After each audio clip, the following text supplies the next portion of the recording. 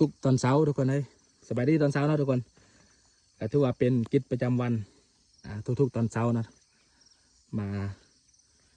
เรียบเบิ่งส่วนแตงนะทุกคนเริ่มที่จะงามแล้วเริ่มที่จะใหญ่งามขึ้นเรื่อยๆตอนเช้าทุกคนบรรยากาศดีตะเวนเริ่มที่จะขึ้นมาเรื่อยๆเนาะก็ถือว่ามาสูงพอสมควรนะอันนี้แหละปีใหม่ปีนี้นะอยู่นี่นะประจำการ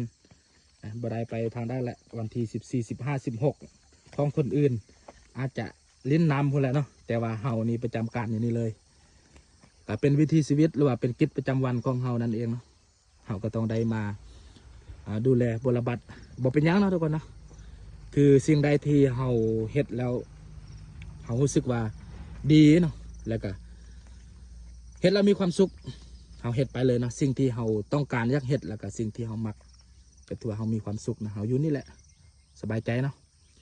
วิถีชีวิตคนบ้านเฮาอยู่แท้ก็บ่คือบ้านเฮาแหละทุกคน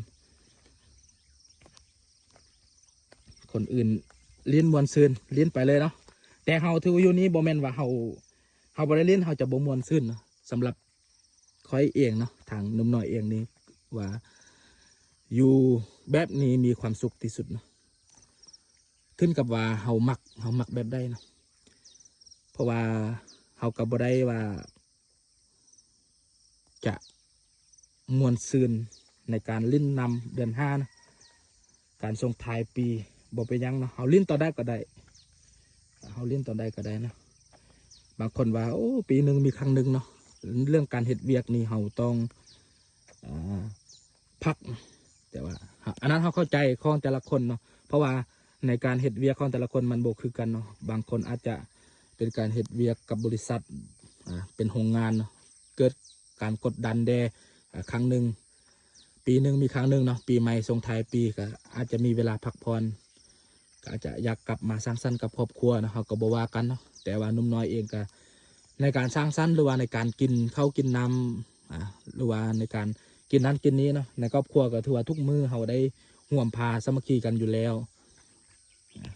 แต่ละมือก็ต้องได้มาเฝ้าแบบนี้เนาะแล้วเขาก็กลับไปเขาก็กินข้าวกับครอบครัวสร้างสรรค์ไปบ่แม่นว่าเขาบ่ได้กินข้าวกินน้ำสร้างสรรค์ปีใหม่เขาก็สร้างสรรค์เนาะแต่ว่าตื่นเช้ามาเขาก็ต้องได้มาสำรวจหรือว่าได้มาเฝ้าสวนแบบนี้ก็ถือว่ามีความสุขเนาะอยู่กับธรรมชาติบ้านเขาแบบบ้านๆทุกคนมื้อนี้มาสำรวจเบิ่งว่ามีตัวได้เนาะที่มันตายเนาะกบมักแตงเขาตายแล้วก็เอาตัวใหม่มาปลูกเริ่มที่จะใหญ่ขึ้นแล้วทุกคนผู้ได้ติดตามหนุ่มน้อยจะหูดีเนาะตั้งแต่เริ่มต้นเนาะเริ่มที่จะใหญ่ขึ้น